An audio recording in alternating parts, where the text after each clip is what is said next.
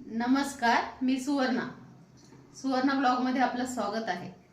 मी आज बाजरीच्या पिठाच्या पुऱ्या दाखवते। आता थंडीचे दिवस आहे, त्याच्यामुळे मुलं बाजरीची भाकरी खायला कंटाळा करतात। चटपटीत मुलांना आवडतं म्हणून बाजरीच्या पिठाच्या पुऱ्या। त्यासाठी हे साहित्य: 2 वाट्या बाजरीचं पीठ घेतलं, ही वाटी भरून ही 1 वाटी आणि ही दुसरी वाटी। हळद, थोडंसं रंग येण्यापुरतं तिखट, हिंग, तीळ, हिरवी मिरची, लसूण आणि कोथिंबीर बारीक केलेली, मीठ, तळण्यासाठी तेल आणि पुऱ्यांचं पीठ भिजवण्यासाठी पाणी। तर मी तुम्हाला भिजवून दाखवते काय काय टाकायचं, कसं साहित्य टाकायचं ते।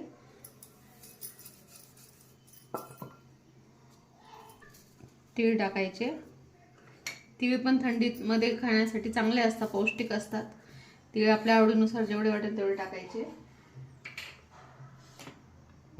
त्याच्यानंतर थोडंसं कलर येण्यापुरतं लाल तिखट टाकलं, कारण हिरवी मिरची पण टाकलेली मी।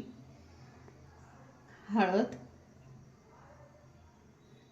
थोडा हिंग असण्यासाठी असतो, आणि हे आपल्या आवडीनुसार तिखट जसं लागेल तसं मी सगळं टाकते, कारण आमच्या इथं तिखट आवडतं। आणि चवीनुसार मीठ।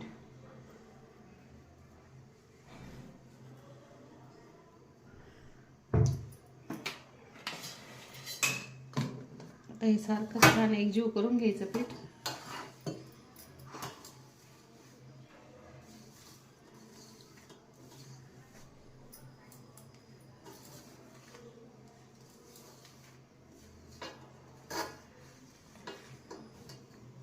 याला जास्त पाणी काही लागत नाही, बाजरीच्या पिठाला जसं लागेल तसं भिजवायचं। उंडा होत आहे होस तर पुऱ्यांसाठी।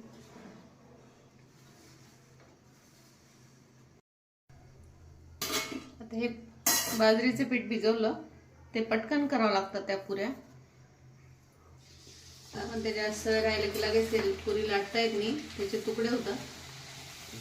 या सगळ्यांनी बाजरीच्या पुऱ्या आणि सॉस खायला खूप छान लागतात। ह्या सोबतही आणि बाजरीच्या पुऱ्या सॉस सोबत पण छान लागतात।